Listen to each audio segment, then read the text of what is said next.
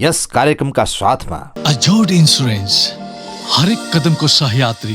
रिभरफ्रन्ट beach resort, बुटार, Kuringhat. Marketed by Indreni advertising, media partner Artha ra Byapar विकली, अर्थव्यापार.com। दर्शकवृन्द नमस्ते। कार्यक्रम समृद्धि बहसमा यहाँहरूलाई हार्दिक स्वागत गर्दछु। म नवीन काफले।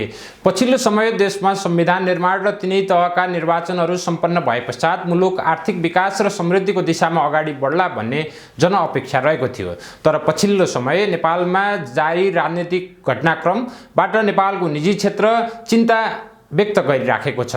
कोरोना भाइरस र लकडाउनका कारण समग्र अर्थतन्त्रमा प्रभाव परिराखेका बखत पछिल्लो समय मुलुकको राजनीतिले थपेको अन्यलता कारण नेपालको निजी क्षेत्र थप चिन्ताग्रस्त बनेको छ।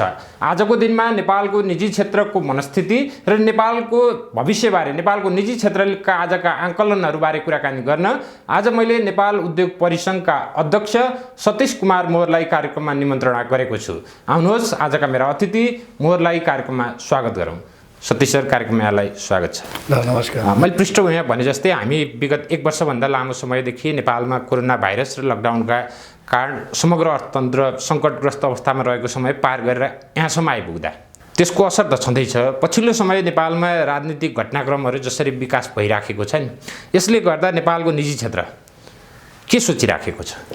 होइन, यसमा एउटा कुरा के छ भने ठिक छ, हिजोसम्म हामीले चाहिँ 2/3 मेजोरिटीको गभर्मेन्ट जुन आजसम्म पनि छ है, अहिलेसम्म चाहिँ कसैले चाहिँ विथड्र गरे नगरेको खण्डमा त अहिले पनि छ होइन।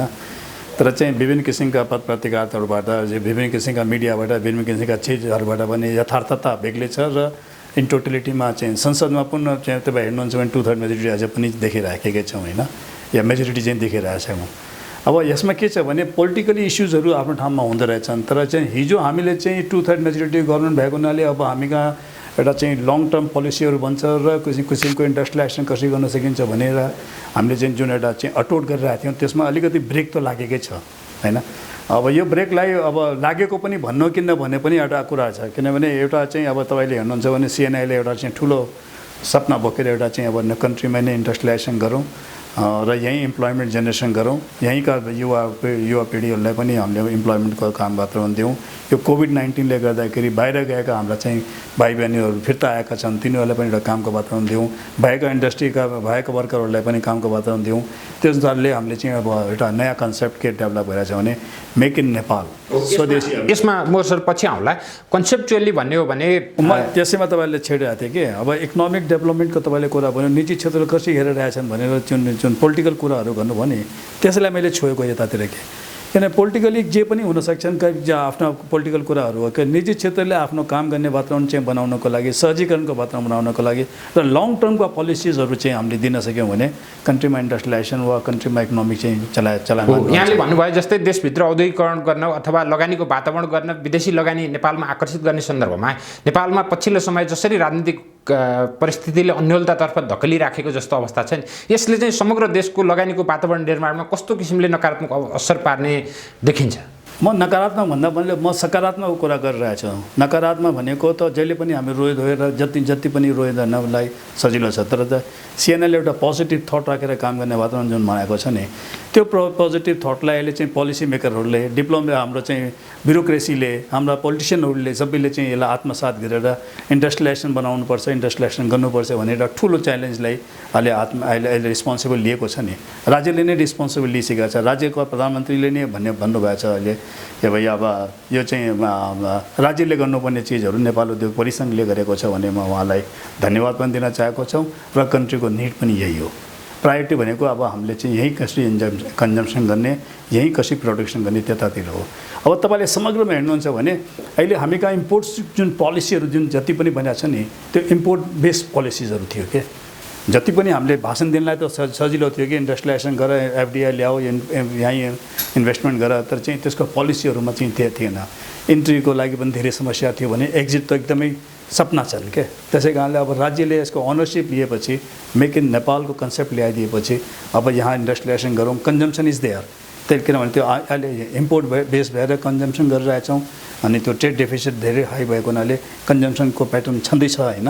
त्यसै कारणले अब यहीँ इन्डस्ट्रियलाइजेसन गरौँ भनेर यो कन्ट्रीमा इकोनोमिक फड्को मान्छौँ म यसलाई। त्यो चाहिँ अब जबसम्म इच्छा शक्ति हुँदैन नि तबसम्म यस्तो किसिमको फड्को या यस्ता किसिमको डिसिजनहरू राज्यले यस्तो किसिमको ओनरसिप लिनलाई समस्या हुन्छन्। हो यहीँनिर त्यो ओनरसिप लिएको हुनाले आई थिङ्क द्याट त्यसलाई चाहिँ अब काम गर्नेको वातावरण जुन निजी क्षेत्रलाई चाहेको छ द्याट इज अल्सो देयर। नेपालमा नेपाल उद्योग परिसङ्घले अथवा आम जनताले र नेपालका राजनीतिक दलहरू सबैले चाहेको भनेको मुलुकको विकास र समृद्धिका सन्दर्भमा जे विषय हामी चाहिराखेका छौँ यसमा नेपालभित्रकै स्रोत साधनले मात्रै पनि पर्याप्त छैन, यसमा विदेशी लगानी आकर्षित गर्नुपर्छ भनेर पनि हाम्रा सरकारहरूले बारम्बार भन्दै आएका छन्। विशेष गरी विदेशी लगानीकर्ताहरूलाई आकर्षित गर्ने सन्दर्भमा मुलुकभित्रको यो परिस्थितिले त पक्कै सघाउँदैन। विदेशी लगानीकर्ताहरू के भन्छन् नेपालको विषयमा? हेर्नुहोस्, म तपाईँलाई स्पष्ट कुरा भन्दाखेरि के भन्छु भने विगतमा पनि हामी कहाँ 12 महिना 15 महिनामा चाहिँ सरकार परिवर्तन भइराखेको हामीले हेरिराखेको हौँ। त्यो बेलामा हो हामीले जति अपेक्षा गरेका थियौँ बाहिरबाट चाहिँ पुँजी आउनुपर्ने त्यो किसिमको पुँजी आउन सकेका थिएन।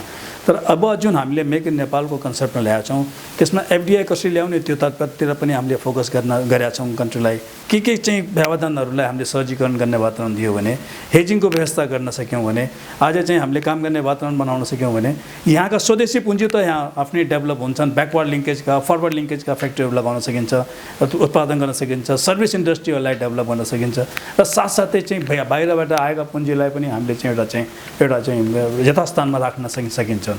त्यसै कारणले मलाई लाग्दैन कि यो चाहिँ पोलिटिकल चेन्जेसले गर्दाखेरि धेरै ठुलो चाहिँ समस्याहरू आउँछन्। विगत पनि हामीले हेरेकै थियौँ होइन। यता तपाईँ 3 वर्षमा हेर्नुहुन्छ भने 3 वर्षमा त स्थायी गभर्मेन्ट छँदै थियो नि, त्यो बेला पनि एफडिआई हामीले सोचेअनुसारको त आएको थिएन नि। त्यसै कारणले भोलि यसै कारणले चाहिँ एफडिआई आउँदैन भनेर पनि भन्न त्यतिमा चल ठिक छ, मान्छे अलिकति हेजिटेसन त हुन्छ होइन, वेट एन्ड वाचको कुरा त गर्छन्। यो होइन कि आज चाहिँ छलाङ मारिदिइहाल्छन्। तर आज पनि म के भन्छु भने यसलाई एउटा पोजिटिभ थट राखेर हामीले काम गर्ने वातावरण दियो भने किन कुनै पनि विदेशीले पनि नेपालीमा लगानी गर्ने वातावरण छ कि छैन, नेपाली इन्डस्ट्रियलिस्ट नेपाली इन्टरप्रेनरसँग उनीहरूले सल्लाह नगरिकन त्यसै कोही पनि आउँदैन। नेपाल उद्योग परिसङ्घले त नेपालबाट विदेशमा लगानी खुल्ला गरिनुपर्छ भनेर बारम्बार एडभोकेट गर्दै आएको छ। यहाँनिर समग्र नेपालको विकास समृद्धि र औद्योगिकरणका निम्ति कसरी अगाडि बढ्नुपर्छ भन्ने नेपाल उद्योग परिसङ्घ आजका दिनमा के सोच राख्छ? यहाँहरू कस्ता सोच र भिजन लिएर अगाडि बढिरहनु भएको? यसमा चाहिँ हामीले चाहिँ अब एउटा रिसर्च सेल पनि डेभलप गरेर चाहिँ जुन चाहिँ त्यसको अभिभारा हाम्रा देशका चाहिँ ठुला इकोनोमिस्ट एकजना हाम्रा डाक्टर विश्व पौडेलजीले लिनुभएछ होइन। उहाँहरूले चाहिँ यसमा चाहिँ बारम्बार कामहरू पनि गरिरहेछन् होइन। विगत 4 महिनादेखि यसमा धेरै चाहिँ कामहरू पनि भएका छन्। यसमा 4वटा पिलर चाहिँ प्रोडक्सनका हामीले राखेका छौँ, 3वटा पिलर हामीले कन्जम्सनका पिलर राखेका छौँ। प्रोडक्सनको पिलरलाई के कस्ता किसिमको सहजीकरणको वातावरण गभर्मेन्टले गरेर वातावरण चाहिँ बनाउन सकिन्छ त्यसका चाहिँ हामीले चाहिँ डिटेल स्टडीहरू गरेर हामीले गरिरहेछौँ र त्यो अब चाँडै नै हामी त्यसलाई पब्लिस पनि गर्छौँ। एक तहको चाहिँ 4वटा पिलर कसरी हुन सक्छन्, डुइङ बिजनेसलाई हामीले चाहिँ 5 वर्षमा चाहिँ कसरी चाहिँ 94बाट चाहिँ 64मा ल्याउन सकिन्छ, एक्सपोर्टलाई कसरी बढावा गर्न सकिन्छन्, 1000वटा इन्डस्ट्री जुन अहिले 400 इन्डस्ट्री हाराहारीमा चाहिँ हामी कहाँ दर्ता भइरहेछन् भने काम गर्ने वातावरण भएछ भने त्यसलाई 1000वटा इन्डस्ट्री कसरी ल्याउने। अब इम्प्लोइमेन्ट नयाँ चाहिँ इम्प्लोइमेन्टमा कुरा गर्नुहुन्छ न, भएका इम्प्लोइमेन्ट बेग्लै करिब 5 लाख चाहिँ युवा पिँढीहरू हरेक साल हामी कहाँ नेपाल मार्केटमा चाहिँ श्रममा मार्केटमा आइरहेछन्। तिनीहरूलाई कम्तीमा पनि 30%को चाहिँ तिनीहरूलाई इम्प्लोइमेन्ट चाहिँ कसरी गर्न सकिन्छ भने नयाँ थप 1000वटा इन्डस्ट्री हामीले इस्टाब्लिस गर्ने वातावरण बनाउनको लागि त्यो 1.5 लाख चाहिँ जति चाहिँ हाम्रो त्यो श्रमलाई हामीले चाहिँ यहीँ चाहिँ एउटा मार्केटको रूपमा हामीले काम गर्न सक्ने वातावरण कसरी बन्न सक्छ, एक्सपोर्टलाई कसरी चाहिँ विदिन 5 इयर्स टाइम जिडिपीमा कति ग्रोथ गर्न सकिन्छन् जुन विगतमा भएको पनि थियो हामी कहाँ, नभएको कुरा होइन, त्यसलाई कसरी ग्रोथ हुन्छ। त्यो this 4 pillars are there where how we can do that. अनि त्यस्तै किसिमको कन्जम्सन पिलरहरू पनि बनाएका छौँ। अब सबभन्दा ठुलो चाहिँ हामी कहाँ नेपालमा चाहिँ नेपाल सरकार आफै नै ठुलो चाहिँ कन्ज्युमर छ। त्यो कन्ज्युमरलाई कसरी चाहिँ हामीले एउटा चाहिँ इच्छा शक्ति भएर अब एउटा चाहिँ मोटिभेसन भएर होइन कि स्वदेशी वस्तुलाई नै उपभोग गरौँ। हुन त हाम्रा नियम कानुनले भनिरहेछन् 15%सम्म बढी भए पनि स्वदेशी वस्तुलाई ग्राहकता दिने, उनीहरूलाई लिने, अनि टेन्डर भए बिजनेसमा पनि हामी भनिरहेछौँ, तर यथार्थमा चाहिँ छैन। अब हामीलाई के लागिरहेछ भने जब कन्ट्रीले ओनरसिप लियो, मेक इन नेपालको कन्सेप्ट डेभलप गर्यो, स्वदेशी अभियानलाई एडप्ट गर्यो, त्यो लोगोलाई एडप्ट गर्यो, त्यो एडप्ट गरेपछि अब त्यसका चाहिँ नियम नीति नियमहरू कानुनहरू वा कुनै किसिमका सहजीकरणका कुराहरू अब आगामी ज्येष्ठ 15 गते हामी कहाँ बजेट पनि आउँदैछन्। त्यसै कारणले पोलिसी मेकरहरूले ब्युरोक्रेसीले सबैले हामीसँग कुराहरू पनि गरिरहेछन्। एउटा लामबाट चाहिँ एउटा चाहिँ भाइब्रेन्ट चाहिँ कन्ट्रीमा आएको छ कि how we can develop this thoughts, make in नेपालको थट्सलाई कसरी डेभलप गर्न सकिन्छ। मोर्जे हामी लामो समय कोरोना भाइरस र त्यसका कारण सिर्जित परिस्थितिबाट गुज्रिएर यहाँसम्म आइपुग्यौँ। नेपालको समग्र अर्थतन्त्रमा परेका प्रभावहरू र कोरोना भाइरसका कारण जो परे नि त्यसबाट मुक्त हुन नेपाललाई कति समय लाग्छ र यसका निम्ति सरकारले कस्तो किसिमको वातावरण बनाइदिनु पर्थ्यो भनेर तपाईँहरूले बारम्बार भन्दै आउनु भएको थियो नि, ती विषयमा सरकारले सम्बोधन गर्यो गरेन वा अबको हाम्रो बाटो के हुनुपर्छ?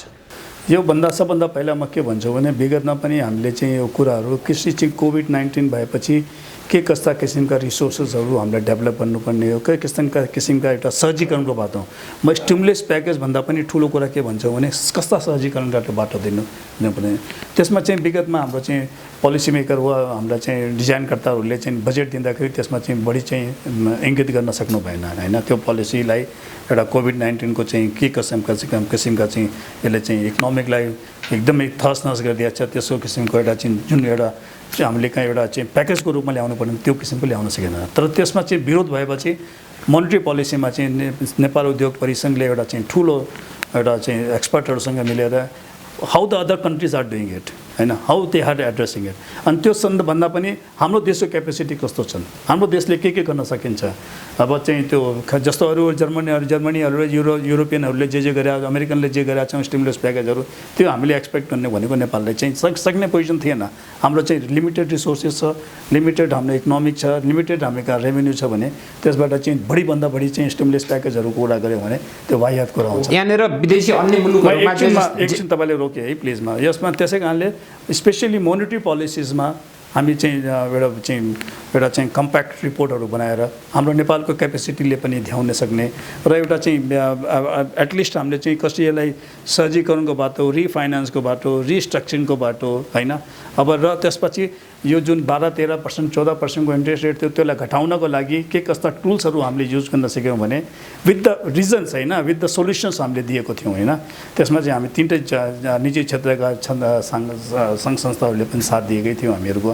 हामी जस्तो सिएनआई, एफएनसिसिआई र नेपाल च्याम्बरले तिनटै सङ्घ संस्थाले मिलेर जुन एउटा नेपाल सरकारलाई वा नेपाल राष्ट्र ब्याङ्कलाई जुन हामीले दिएको त्यसमा करिब मलाई लाग्छ अब 70% चाहिँ त्यसलाई एक्सेप्टेबल गरेर मोनिटरी पोलिसी आएको हुनाले अझ हेर्नुहुन्छ भने हाम्रो चाहिँ इकोनोमिकलाई छिटै हामीले चाहिँ एउटा चाहिँ परिस्थितिमा एउटा चाहिँ रिभाइभ गर्न सक्यौँ। हो अहिले पनि त्यो तिनवटा चाहिँ अति नै प्रभावित सेक्टरहरू हो। यहीँनिर नेपालको अर्थतन्त्रमा साना तथा मझौला व्यवसायीहरूको समग्र अर्थतन्त्रमा योगदान, रोजगारीमा योगदान ठुलो मात्रामा छ। तर यो कोभिडका कारणले त्यो साना तथा मझौलाको सेगमेन्टमा सबैभन्दा ठुलो असर पर्यो र उनीहरूले सरकारबाट पनि किसिमका राहतहरू नपाउने र तपाईँहरू जस्ता आम व्यवसायका प्रतिनिधिमूलक संस्था र त्यसका नेतृत्वहरूले पनि उनीहरूको पक्षमा सरकारसँग खासै लबिङ नगरिदिने भने ठुलाहरूलाई त असर नपर्ला, तर सानाहरू त ध्वस्तै हुने अवस्था छ नि। होइन यसमा ठुला र सानाको कुरा नगरिकन, किनभने इकोनोमिकलाई चलायमान गर्नुको लागि डेफिनेटली एसएमइज एमएसएमइसीको जति रोल हुन्छ नि, जति उसको योगदान हुन्छ नि, जति इम्प्लोइमेन्ट जेनेरेसनमा जति योगदान हुन्छ नि त्यो हिसाबले ठुलामा त त्यतिको हुँदैन होइन। तर समग्रमा हेर्नुहुन्छ भने इकोनोमिकलाई चलायमान गर्न सक्यो भने त्यसका भ्यालु चेनहरू सबै आउँछ के। त्यो एउटा चाहिँ खाकामा एउटा स्ट्रक्चरमा एउटा चाहिँ डिरेल हुनुभन्दा पहिले चाहिँ त्यो ट्र्याकमा ल्याउनको लागि जुन गरेको छ नि, I think that is the most valuable item होइन। अब पनि जसरी विश्वभरबाट कोभिडको थ्रेट देखिराखेको छ नि, यो सन्दर्भमा सरकार र हाम्रा केही स्थानीय निकायहरू फेरि पुनः लकडाउन गरेर अगाडि बढ्ने भन्ने जस्तो सन्दर्भमा जसरी अगाडि बढ्न खोजिराखेका छन्, तपाईँहरू जस्तो निजी क्षेत्रका प्रतिनिधिमूलक संस्थाहरू यस विषयमा के धारणा राख्नु? होइन हाम्रो एकदम स्पष्ट धारणा छ। तपाईँले मेरो धेरै ठाउँमा इन्टरभ्यू पनि हेर्नुभयो होला, मेरो धेरै ठाउँमा वकालत पनि गरेका छौँ, नीति निर्माताहरूसँग पोलिसी मेकरहरूसँग पनि हामीले कुरा गरिरहेका छौँ कि लकडाउन वा निषेधाज्ञा is not the solution for the country employment generation होइन। त्यसले गर्दाखेरि हामी जति पछाडि पर्छौँ नि त्यसको फेरि शोध बन्द गर्न धेरै गाह्रो हुन्छ। फेरि हामीले कन्ट्रीको क्यापेसिटी पनि हेरिसक्यौँ कि कस्तो किसिमको स्टिमुलस प्याकेज ल्याउने या कस्ता किसिमका चाहिँ राहतका ल्याउने भने त हामीले हेरिसकेका छौँ। हाम्रो कन्ट्रीको क्षमता छैन है। त्यो क्षमता नभएको कुरालाई अब त्यसलाई चाहिँ हामी त्यतातिर बढी चाहिँ फोकस नगरिकन हामीले चाहिँ यसलाई कन्ट्रोल गर्ने कसैको मेकानिजम हुनु छ होइन। त्यो कन्ट्रोल गर्ने मेकानिजममा चाहिँ WHO ले पनि एउटा मापदण्ड देखाएकै छ होइन। हाम्रो स्वास्थ्य विभागले पनि, स्वास्थ्य मन्त्रालयले पनि एउटा मापदण्ड दिएछ। त्यसलाई कडाइको रूपमा हामीले लागू गर्न सक्यौँ भने I think that can be a win win situation for the in totality the economic drive वा कन्ट्रीको एउटा चाहिँ वर्चस्वको लागि एकदम ठुलो चाहिँ यसमा चाहिँ एउटा काम हुनसक्छ। विश्वभर र नेपालमा पनि बिफोर कोरोना र आफ्टर कोरोना अर्थतन्त्रका डाइमेन्सनहरू डिफ्रेन्ट भएर जानेछन् अथवा अर्थतन्त्र फरक दिशामा अगाडि बढ्नेछ भन्ने जसरी बहसहरू केही मात्रामा भए नि नेपालका आम उद्योगी व्यवसायी र नेपालको निजी क्षेत्र कोरोना पछि आफूलाई त्यो ढङ्गले अगाडि बढाउने दिशामा कतिको तयार रहेको यहाँ पाउनुहुन्छ? होइन, तयारीको ठाउँमा पनि तपाईँ एउटा कुरा हेर्नुहोस् न, हिजो पनि हामी कहाँ करिब करिब 1 साल भइसक्यो, तर आपूर्ति व्यवस्था त सहजीकरण दिएको थियो नि। त्यो आपूर्ति व्यवस्था निजी क्षेत्रले कसरी चाहिँ त्यसलाई चाहिँ मेन्टेन गरेको छ, त्यसलाई आपूर्ति व्यवस्थालाई सहजीकरण कसरी गरेका छन्। कुनै किसिमको सर्टेज हुन दिएको छैन, कुनै किसिमको चाहिँ तपाईँ हेर्नुहुन्छ भने ब्ल्याक मार्केटिङ भएन, होइन, मुनाफाखोरी भन्नुहुन्छ, जमाखोरी भन्छौँ, त्यो कोही पनि भएन। त्यसको पछाडि कारण के? केही कालाबजारी त भयो होइन, कालाबजारी पनि भएको छैन, होइन। त्यो कालाबजारीको नाउँबाट चाहिँ हामीले अलिकति त्यसलाई डिटेलमा हेर्नुपर्छ। त्यो कालाबजारी भन्दा पनि के छ भने किन कसरी चाहिँ त्यो सहजीकरण हुन सकेन भने त्यसमा त्यो हेर्नुपर्छ। तर त्यसमा साथसाथै म के भन्छु भने त्यति बेलामा पनि निजी क्षेत्रले कति ठुलो योगदान गरेको छ, त्यसलाई हामीले चाहिँ एउटा सम्मान त गर्नैपर्छ नि। मोर्जी नेपालको अर्थतन्त्रको विकास र नेपालको समग्र विकासका निम्ति नेपालका निजी क्षेत्र र निजी क्षेत्रका सङ्घ संस्थाहरूले पनि आफ्ना विभिन्न अवधारणाहरू ल्याएको जस्तो देख्छौँ। तर तिनै सङ्घ संस्थामा आबद्ध अथवा नेपालका निजी क्षेत्रका व्यवसायीहरू भने विशेष गरी विदेशबाट सामान ल्याउने र यहाँ बेच्ने र त्यसको केही प्रतिशत नाफा खाने, विशेष गरी ट्रेडिङ भनौँ न, यतापट्टि मात्रै ध्यान दिएको जस्तो र देशमा उद्योग स्थापना अथवा रोजगारी सिर्जनामा चाहिँ नेपालको निजी क्षेत्रले खासै सोचे जस्तो देखिँदैन। होइन, यो अवस्था किन कायम छ? होइन, यसमा तपाईँलाई एउटा गर्ने राज्यको इच्छा शक्ति कता छ, द्याट्स डिपेन्ड अपन। राज्यले एउटा सहजीकरणको वातावरण दिएको छ भने त्यसलाई इम्पोर्ट पोलिसी नै बनाउनको लागि जुन वातावरण दिएको छन्, रेमिटेन्सबाट नै हाम्रो कन्ट्रीलाई इकोनोमिकलाई चलाउन दिनको लागि जुन एउटा वातावरण, क्विक मनीको लागि जुन डिस्कसन्सहरू हामी गरिरहेछौँ नि, त्यसै कारणले तपाईँ निजी क्षेत्रले त्यतातिर मोटिभेट भएको छन्। यो त how you want to develop your country, what is your priority भनेर त्यो एउटा चाहिँ राज्यले एउटा दिशानीति दिनुपर्ने हो नि। आज चाहिँ राज्यले दिशानीति हामीले चाहिँ कुराहरू उठाएका छौँ कि लौ न यहीँ नै उत्पादन गरौँ, जब कन्जम्सन छ भने यहीँ उत्पादन गरौँ।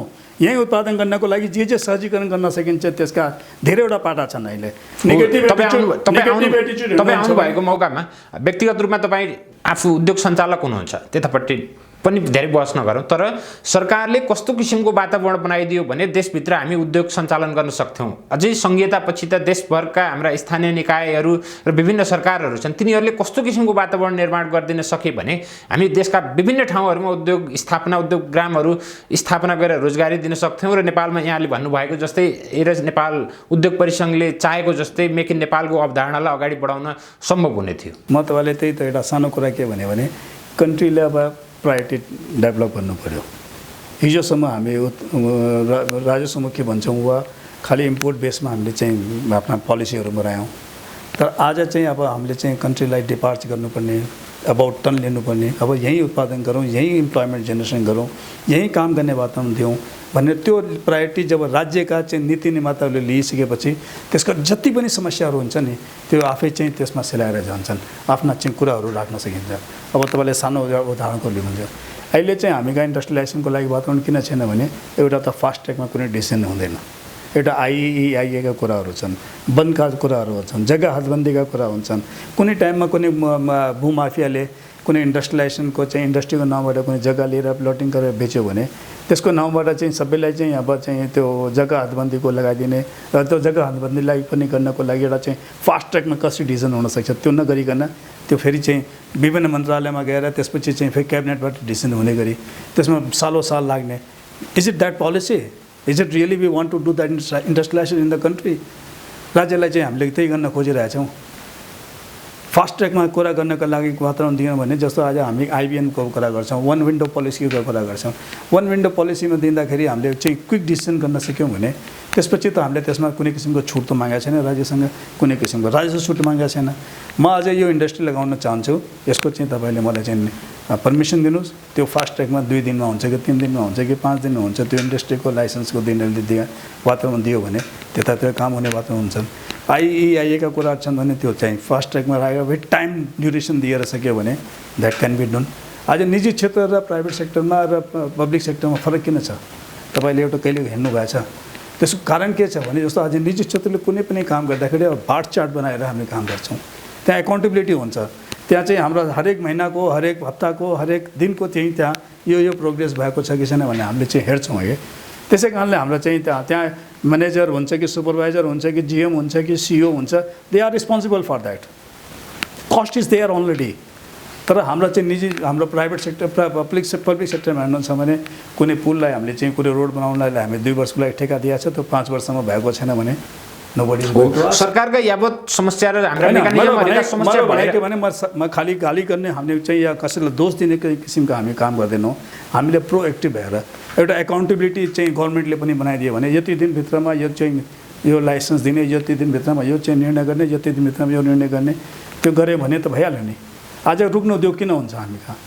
त्यसपछि रुग्न उद्योग भएपछि त्यो मान्छे मरिसकेपछि त्यो इन्डस्ट्री मरिसकेपछि त्यसका चाहिँ रिभाइभ गर्ने चाहिँ हामी चाहिँ खोजी नीति गर्छौँ। त्यसले किन गर्छौँ? त्योभन्दा पहिल्यै चाहिँ उसको चाहिँ हामीले खोजी नीति गरेर उसको चाहिँ हामीले चाहिँ हाउ टु रिभाइभ हिम त्यस्ता चाहिँ हामीले प्याकेजहरू त्यस्ता किसिमको डिसिजनहरू प्याकेजभन्दा पनि डिसिजनहरू गर्न सक्यो भने आई थिङ्क त्यो रुग्न हुन उद्योगबाट हामीले चाहिँ करिब कम्तीमा पनि 80%लाई हामीले बचाउन सक्छौँ। सरकारले गाली गरेको पनि होइन, तर यावत प्रक्रियागत झन्झटदेखि भर्खरै यहाँले जे विषयवस्तु राख्नु भयो नि, यो विद्यमान छ नेपालमा आजका दिनमा। तर अर्कोतिर हेर्ने हो भने सरकारका समस्या त छँदैछन्, नेपालको समग्र निजी क्षेत्र पनि अलिकति फेयर बिजनेसमा त्यति अग्रसर नभएको जस्तो, अथवा आफ्ना जिम्मेवारीहरूबाट निजी क्षेत्र भाग्ने अथवा कतिपय खण्डमा गलत अभ्यासहरू पनि नेपालको निजी क्षेत्रमा भइराखेको जस्तो देखिन्छ। यो हटाउने कसरी? म तपाईँलाई एउटा कुरा भनौँ, तपाईँले कुनै पनि डिसिजन, तपाईँले कुनै काम गर्नुहुन्छ, आज तपाईँ पनि एउटा मिडिया चलाइराख्नु भएको छ, कुनै काम गर्नुहुन्छ भने गल्ती तपाईँबाट पनि हुनसक्छन्, तपाईँका स्टाफबाट पनि हुनसक्छन्, नहुने कुरा होइन कि। फेरि म कुनै किसिमको चाहिँ वकालत गर्न खोजेँ होइन निजी क्षेत्रको, या कुनै किसिमको त्यस्तो कुरा गर्न चाहेन, कसै पर्टिकुलर एउटा सब्जेक्टलाई मैले भन्न चाहेँ। तर काम गर्दाखेरि हुन्छ, तर के कस्ता किसिमको गल्ती किन भएको छ भने त्यो त हेर्नुपर्ने हो नि। आज तपाईँलाई एउटा कुरा म भन्छु, ठुला इन्डस्ट्रीहरू हामी कहाँ तराईतिर हामी गऱ्यौँ। आज हामी चाहिँ पोलिसी मेकरहरू, रिस्क लिने क्यापेसिटरहरू हामी काठमाडौँ बसिरहेछन् होइन।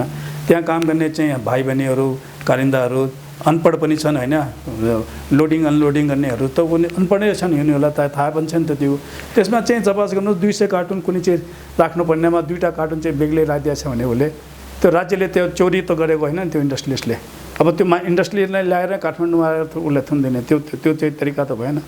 त्यसो एउटा ट्रस्टको वातावरण बनाउन बित्तिकै एभ्रिथिङ विल बी सल्भ। केही समय अगाडि नेपालले भोगेको भूकम्पको पीडा अथवा नाकाबन्दीको पीडा र भर्खरै हामीले पार गर्दै गरेको र यसमै अल्झिराखेको कोभिडको प्रसङ्गले समग्र अर्थतन्त्रमा जे जस्ता सङ्कट र यसले अवसरहरू देखाए नि, ती अवसरहरूलाई पछ्याउनेतर्फ समग्र नेपालमा सरकार र नेपालका राजनीतिक दलहरू र नेपालको निजी क्षेत्र कतिको अग्रसर भएर अगाडि बढेको जस्तो तपाईँ पाउनुहुन्छ? के हामी तत्कालका लागि ती क्षणहरू सम्झ्यौँ र त्यसबाट हामी बाहिर निस्क्यौँ? एउटा राम्रो क्वेसन गर्नुभयो तपाईँले, यो मलाई साह्रै मन लाग्यो के। हामी आज चाहिँ यो म भन्छु आपूर्ति व्यवस्थालाई सहजीकरण जुन बनाएको छ नि, त्यसको पछाडि पनि के भने विगतका 2टा जस्ता चाहिँ हामी कहाँ इन्सिडेन्ट भनौँ, एक्सिडेन्ट भनौँ, यस्ता भएका थिए। त्यसबाट पनि हामी धेरै चिजहरू सिकेका थियौँ, how to develop, how to maintain होइन। त्यो किनभने जस्तो हाम्रो चाहिँ भूकम्प आएको थियो, त्यो बेलामा पनि हामीले चाहिँ धेरैवटा कुरा सिक्यौँ। नाकाबन्दीको टाइममा कसरी आपूर्ति व्यवस्थालाई सहज गर्नुपर्ने हो, त्यो कसरी चाहिँ प्रोडक्सनहरू गर्नुपर्ने हो, त्यो कसरी आपूर्ति व्यवस्थालाई सहजीकरण गर्न सक्ने हो, कसरी इकोनोमिकलाई चलायमान गर्न सकिन्छ, त्यो कुरा पनि हामी सिकेको हुनाले आज हाम्रो चाहिँ कोभिड-19मा जुन विश्वभरिमा जुन एउटा तल्का मचाएको छ नि, त्यो तल्का हाम्रो नेपालमा कम थियो। हेर्नुहुन्छ भने यहाँ चाहिँ तपाईँले हेर्नुहुन्छ त्यसको म्याग्निट्युडहरू हामी कहाँ कम थियो, किनभने हामी कहाँ त्यस्ता किसिमका एक्सपिरियन्सहरू त्यो समयसँग कस्ती परिस्थितिलाई हामीले चाहिँ त्यो परिस्थितिबाट जहाँ जुझ्ने भनेर जुन हामी कहाँ थियो नि, त्यो एक्सपर्टिजले गर्दाखेरि हामी चाहिँ यहाँ आज यो कोभिड-19ले जति हाम्रो इकोनोमिकलाई त्यति छोएको छैन हो। अझै पनि भन्छु म तपाईँलाई, जुन 2-3 अति प्रभावित चाहिँ क्षेत्रहरूलाई हामीले कसैले पनि के गर्न सक्दैन, त्यो थप भएकै छ। तर त्यो बाहेक हेर्नुहुन्छ भने इन टोटलिटीमा हामी चाहिँ धेरै चाँडै नै रिभाइभ एउटा चाहिँ इकोनोमिकलाई फेरि चलायमान गर्नेतिर। अब इकोनोमिकमा तपाईँ हेर्नुहुन्छ भने ट्याक्सहरूमा हेर्नुहुन्छ, राजस्वको दरहरूमा हुन्छ, राजस्व चाहिँ हेर्नुहुन्छ भने अहिले पनि हामी कहाँ चाहिँ त्यति अरू कन्ट्रीहरूको हिसाबले हामी चाहिँ धेरै राम्रो छौँ। भूकम्प, नाकाबन्दी वा अहिलेको परिस्थितिमा पनि नेपाल आफ्नै उत्पादनहरूमा निर्भर हुन सक्यो भने यस्ता सङ्कटहरूसँग सजिलो ढङ्गले जुझ्न सकिन्छ भन्ने खुब मजाले त्यहाँबाटको अनुभव र यहाँहरूले मेक इन नेपाल भनेर जसरी सिएनआईबाट अवधारणा अगाडि बढाइरहनु भएको छ नि, यसले हामीलाई नेपालको भविष्य कस्तो हुने तपाईँ अपेक्षा गरिरहनु भएको छ? यदि हामी यो बाटोमा जान सक्यौँ? हामी यो बाटोमा जानैपर्छ, यो बाटो बाहेक हामीसँग केही छैन। राज्यले इभन सामान्य प्रधानमन्त्रीजीले यसको ओनरसिप लिइसकेपछि अब पोलिसी मेकरहरूले सबैले लिइसकेपछि ब्युरोक्रेसीले सबैले लिइसकेपछि एउटा बाटोमा हामी हिँडिसक्यौँ। मेरो विचारले त्यसमा चाहिँ अब कुनै किसिमको दायाँ बायाँ हिँड्ने छैन। अब त्यसका फाइन ट्युनिङहरू हुन सक्छन् होइन, जस्तो कुनै किसिमको क्वेसनहरू कुनै किसिमको सजेसनहरूमा फाइन ट्युनिङ अझ पनि हुन सक्छन्। त्यो भोलि पनि हुन्छ र 6 महिना, किनभने यो त एउटा गति लिएको छ। अब त्यो गति चाहिँ रुक्दैन। अब अभियानको रूपमा आएको स्वदेशी अभियान नै भनिरहेको छौँ। स्वदेशी अभियान लिइसकेका छन्। त्यो लिएपछि त्यसको चाहिँ गति त्यतातिर हामी गइरहेछौँ। त्यो गति लिनलाई हामीले चाहिँ एउटा चाहिँ लङ टर्म पोलिसी पनि बनाउनुपर्छ र इन्डस्ट्रियलाइजेसन कसरी गर्न सकिन्छ, त्यसका सहजीकरणका वातावरणहरू के हुन सक्छन् त्यो गर्नुपर्ने हो। कसरी भ्यालुएसन गर्ने, कसरी हामीले भ्याल्यु चेन पनि गर्ने र एक्सपोर्ट चाहिँ बढावा गर्ने। एउटा तपाईँले बिजुलीको कुरा गर्छौँ अहिले, बिजुलीमा जुन किसिमको एउटा हामी कहाँ अहिले आत्मनिर्भर भनिसकेका छौँ, जुन विगतमा 18 घन्टासम्मको लोड सेडिङ हामीले भोगेका थियौँ, तर अहिले चाहिँ हामी कहाँ लोड सेडिङको छैन। Quality of the electricity is there, tripping is there, that is different issue. तर चाहिँ अब लोड सेडिङको त्यतिको हामी चाहिँ भोगिराखेको छैन। र अब हामीले के कुरा गरिरहेछौँ भने तसार मछा गरिरहेछौँ। अब बङ्गलादेशले बेचौँ कि इन्डियाले बेचौँ, म भन्छु तिनीहरूलाई हामीले किन बेच्नु पऱ्यो? जुन भाउमा हामी एक्सपोर्ट गर्ने खोजिरहेछौँ त्यही भाउमा हामीले चाहिँ यहाँ चाहिँ सेक्टर वाइज इन्डस्ट्रीहरूलाई दिएर हामीले चाहिँ आपूर्ति व्यवस्थालाई सहजीकरण गरेर कस्ट अफ प्रोडक्सनलाई हामीले घटाएर काम गर्ने आपूर्ति चाहिँ हाम्रा कन्ज्युमरलाई दिन सक्यौँ। र साथसाथै अब एक्सपोर्टको मार्केट पनि हेर्न सक्यौँ भने करिब बिजुलीको 17% चाहिँ भ्यालुएसन हुँदो रहेछ। त्यो बिजुली सस्तोमा बेच्नुभन्दा पहिला त्यो बिजुलीलाई हामीले चाहिँ यहीँ सहजीकरणको वातावरण दिएर इन्डस्ट्रियलाइजेसन दिन सक्यौँ भने, काम गर्ने वातावरण बनाउन सक्यौँ भने। वा अर्को कुरा भन्छु म, अहिले चाहिँ एउटा सेनाले एउटा ठुलो चाहिँ त्यो पनि लिएछ के, जस्तो एउटा इन्डक्सन चुलोमा चाहिँ युज गरौँ।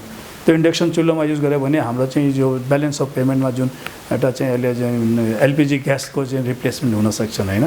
त्यस्ता कुराहरूलाई हामीले त नेपालमा चाहिँ डेभलप गरेर काम गर्ने वातावरण दियो भने अब immense of opportunity we have in our country. 500-700 मेगावाटको होइन, 5000 मेगावाट बिजुली पनि हामीले उत्पादन गरेर 15000 मेगावाटको जुन हामीले सोच बनाएका छौँ त्यो पनि बनायो भने हामी चाहिँ यहाँ कन्ट्रीमा नै डेभलप गर्न सक्छौँ। सतीशजी, यहाँसँग गर्नुपर्ने विषयमा छलफलहरू त पर्याप्त यसभन्दा पनि बढी छन्। हामी अपेक्षा गरौँ समग्र नेपालको औद्योगिक विकास र आर्थिक विकास र समृद्धिको दिशामा नेपालको सरकार र नेपालको निजी क्षेत्र, यहाँहरू जस्ता निजी क्षेत्रका प्रतिनिधिमूलक संस्थाहरूले सहकार्य गरेर आगामी दिनमा नेपाललाई विकास र समृद्धिको दिशामा हामी अगाडि बढाउन सकौँ। यहाँको महत्त्वपूर्ण समय र विचारका लागि हार्दिक धन्यवाद। धन्यवाद। हाम्रो एउटा सोच चाहिँ डेभलप हुन सक्यौँ र एउटा चाहिँ प्रोएक्टिभ सोच लियौँ भने कन्ट्रीमा जे पनि हामी गर्न सक्छौँ। त्यो चाहिँ मेरो विचारले हामी त्यसमा दुई मात्रै छन्, त्यसमा उल्झेर पनि केही काम लाग्दैन। यति भनेर यहाँ निजी क्षेत्रका यहाँ मिडियाका साथीहरूको पनि त्यतिकै नै सहयोग चाहिन्छ। यसलाई क्याम्पेनलाई हामीले चाहिँ एउटा बाटोमा ल्याउनको लागि यति मात्र भनेर म यहाँको मिडियाबाट धन्यवाद पनि दिन चाहेको। धन्यवाद, नमस्कार।